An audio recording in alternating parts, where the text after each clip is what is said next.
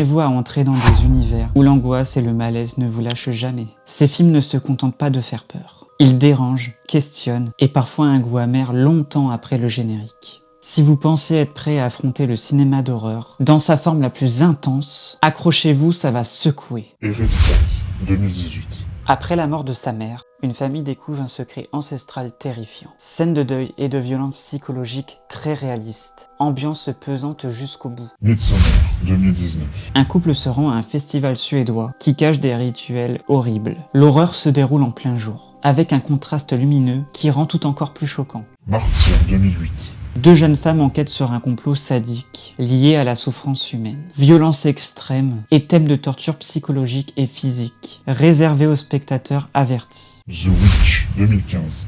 Une famille du XVIIe siècle, dans le Massachusetts, est déchirée par la paranoïa et la superstition. La tension vient de la descente psychologique des personnages, presque plus qu'horreur visuelle. Eden Lake, 2008. Un couple part en week-end romantique au bord d'un lac, mais leur tranquillité est brisée par une bande d'adolescents agressifs. Mélange de survival intense et de violence sociale brutale. Sans concession et sans répit. Beaucoup trouvent la violence et le ton du film réellement choquant et perturbant. Énormément de personnes sont encore traumatisées par la fin du film. Moi le premier. Ces films ne sont pas pour les spectateurs sensibles. Ils combinent horreur psychologique, tension intense et parfois des scènes très dures. J'espère que cette petite vidéo vous a plu, ça m'a fait très plaisir de vous la tourner. Et si je peux vous permettre de découvrir de nouveaux films grâce à mes connaissances, eh bien c'est avec grand plaisir. Je vous retrouve très prochainement pour une toute nouvelle vidéo. Salut tout le monde!